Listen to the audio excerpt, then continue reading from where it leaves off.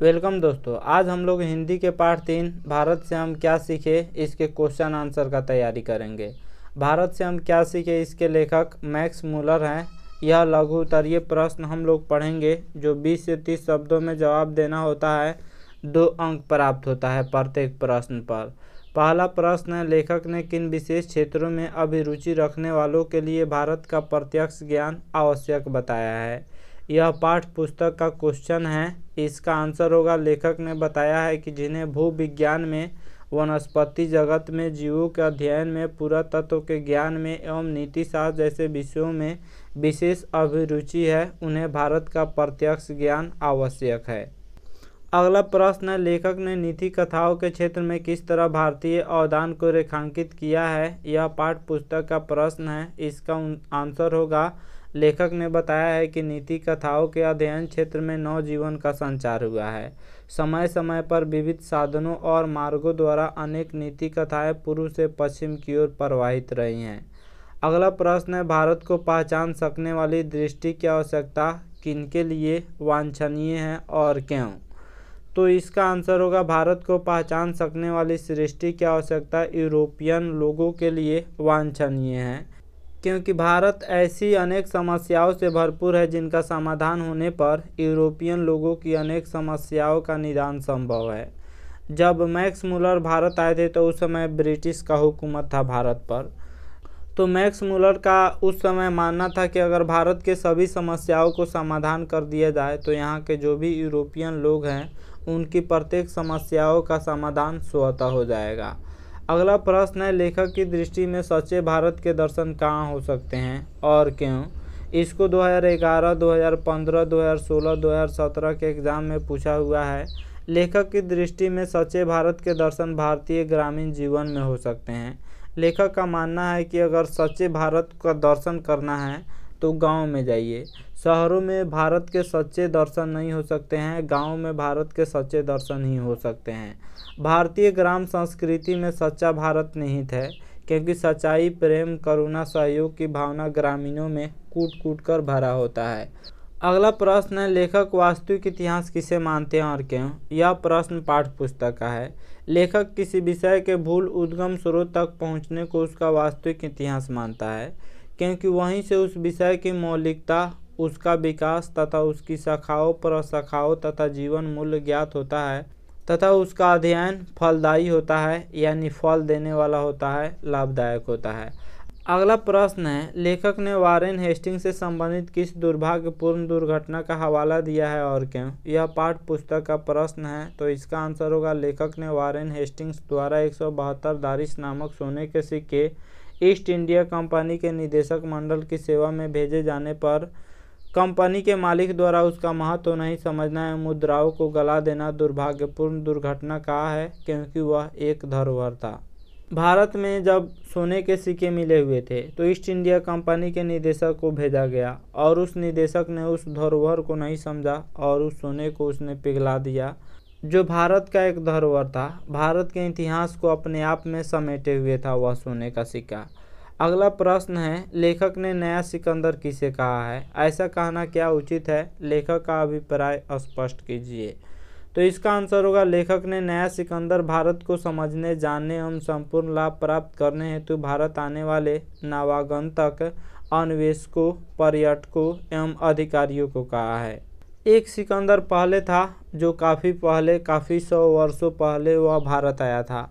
लेकिन लेखक नया सिकंदर किसको कहते हैं, जो नए लोग हैं, जो नए अन्वेषक हैं, जो तीर्थयात्री हैं, अधिकारी हैं, उनको नया सिकंदर लेखक कहा है।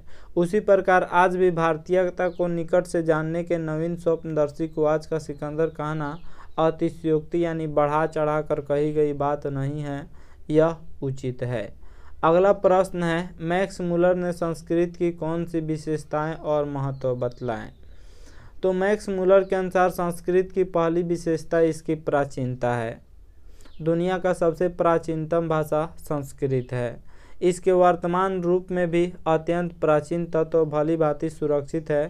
संस्कृत की मदद से ग्रीक, लैटिन, गौथिक और एंग्लो सैक्सन जैसी ट्यूटानिक भाषाओं, केल्टिक तथा स्लाव भाषाओं में विद्यमान समानता की समस्या को आसानी से हल किया जा सका।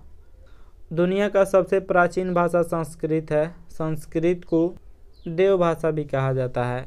इसलिए लेखक ने जो है बताया है कि संस्कृत जो है वह इसकी अनेक विशेषताएं हैं। ग्रीक, लैटिन, गौथिक और एंग्लो सैक्सन जैसी ट्यूटानिक भाषाओं, केल्टिक तथा स्लाव भाषाओं में समानता जो है वह संस्कृत से आसानी से मिल जाता है। अगला प्रश्न है, भारत किस तरह अतीत और सुदूर भविष्य को जोड़ता है, स्पष्ट करें। देखिए, इसको बहुत बार एग्जाम में पूछा जा चुका है। भारत अतीत और भविष्य को जोड़ता है। यहाँ मानवीय जीवन का प्राचीनतम ज्ञान विद्यमान है। यहाँ की भूमि प्राचीन इतिहास से जुड़ी रही है। यहाँ की संस्कृत भाषा के द्वारा विश्व को चिंतन की ऐसी धारा में अवगाहन का अवसर मिलता है जो अभी तक अज्ञात थी। अतः यह बीते हुए काल और आने वाले समय के लिए सेतु के रूप में मान है, यानी पुल के रूप में मान है।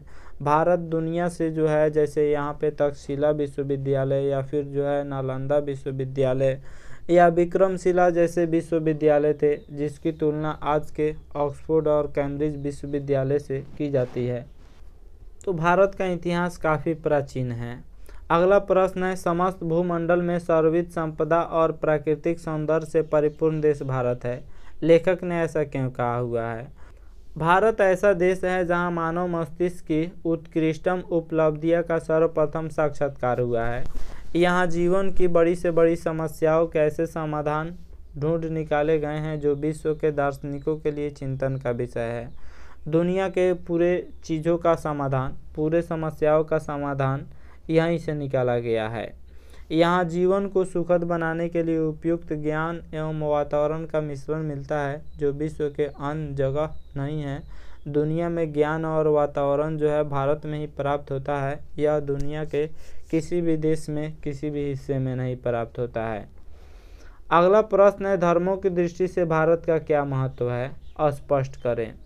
तो लेखक मैक्स मुलर कहते हैं कि भारत प्राचीन काल से ही धार्मिक विकास का केंद्र रहा है। प्राचीन समय से ही भारत में धर्म का विकास होता रहा है। यहाँ धर्म के वास्तविक उद्भव और उसके प्राकृतिक विकास का प्रत्यक्ष यानी डायरेक्ट परिचय मिलता है। भारत वैदिक धर्म की भूमि है। वैदिक धर्म की शुरुआत भारत से ही हुई है। बौद्ध धर्म की यह जन्मभूमि है। पारसियों के जरस्थुस धर्म की यह शरण स्थली है। आज भी यहाँ नित्य नए मतांतर प्रकट एवं विकसित होते रहते हैं। आज भी भारत में नए मत के मानने वाले लोग विकसित होते रहते हैं। भारत में बहुत सारे धर्म प्रकट हुए हैं। इस तरह से भारत धार्मिक क्षेत्र में विश्व को आलोकित करने वाला एक महत्वपूर्ण देश है। पूरी दुनिया में जितने भी धर्म हैं, सब धर्म भारत में हैं। यह भारत की एक विशेषता है। अगला प्रश्न है, भारत के साथ यूरोप के व्यापारिक संबंध के प्राचीन प्रमाण लेखकों ने क्या दिखाए हैं? तो इसका आंसर है, लेखक के अनुसार सोलोमन के समय में ही भारत, सीरिया और फिलिस्तीन के मध्य आवागमन के साधन सुलभ हो चुके थे। साथ ही इन देशों के व्यापारिक अध्ययन के आधार पर प्रमाणित होता है कि हाथी दांत, बंदर, मोर और चंदन आदि जिन वस्तुओं के ओफिर से निर्यात की बात बाइबिल में कही गई है, वे वस्तुएं भारत के सिवा किसी अन्य देश से नहीं लाई जा सकती है। यानी भारत काफ़ी प्राचीन समय से ही व्यापार के माध्यम से जुड़ा हुआ है। भारत में हाथी दांत, बंदर, मोर और चंदन आदि वस्तुएं प्राप्त थी जो दुनिया के किसी भी देश में प्राप्त नहीं थी।